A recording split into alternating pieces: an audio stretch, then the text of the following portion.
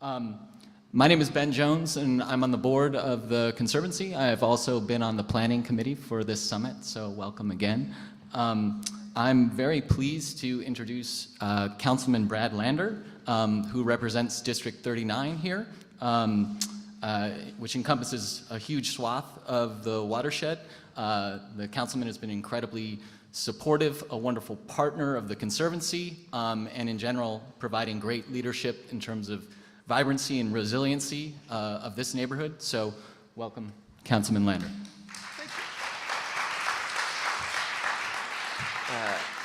Thank you, Ben and Andy and the whole Conservancy and everyone who's here. We had a great event celebrating Hans. What you guys have done in building the constituency of people who care about these issues in this place is fantastic, and I'm glad you're carrying it forward today.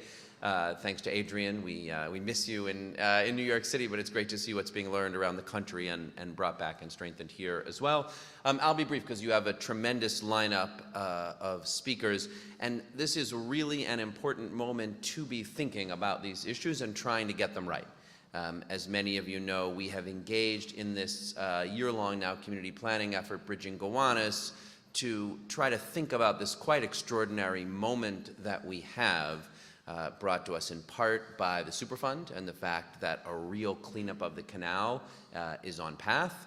Brought to us in part by understanding what a storm surge, what a flood looks like here as a result of Sandy and being able to think about the neighborhood's future. And brought to us in part by the reality of those development pressures and a recognition that we have to get out front and make a real plan for the infrastructure, for the public investments, for the land uses that are needed.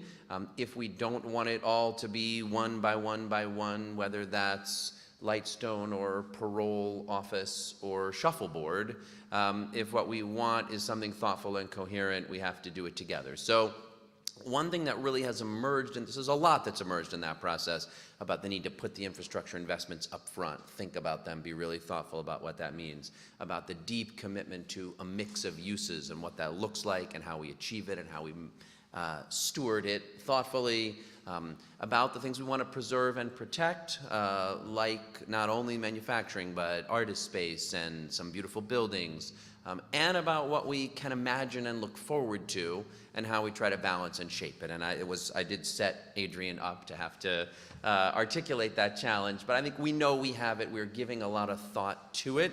And I'm hopeful that with some of the new tools that we have, some of the ideas we can have, we can get it right in Gowanus. But one thing that has really emerged as important in that process, you guys are thinking about and addressing today.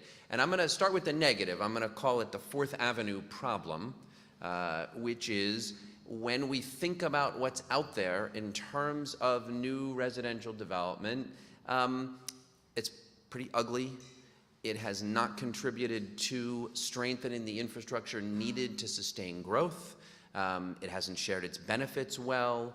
The things that would enable us to think, you know what, that's a place where we got the combinations right, where we thought about what kind of development would be allowed, but we did it with infrastructure investments. We were thoughtful about the open spaces. We managed the mix of uses. We got the active ground floor right. We were thoughtful about what to do, about how do people get in and out. You know, the nearby examples aren't what we need yet, and so what I'm optimistic about is that the community of creativity that has grown, you know, in Brooklyn in an extraordinary way, with Gowanus as one of its hearts, is up to that challenge. There is an enormous opportunity to get this right. You saw the Sponge Park up there, so thinking about the open space. Who would have thought I sometimes call him a billionaire, but now that he's become such a community partner, I'm switching to calling him a high net worth individual, would purchase that beautiful old power substation and say, let's make a community arts center out of it. And actually some of the designs they've been thinking about for their waterfront esplanade are tremendous. The creativity that is the reuse materials cluster of Film Biz Recycling and Build It Green and the Conservancy and what sanitation is doing together with you guys in composting. And then the community of design and creativity is so energetic.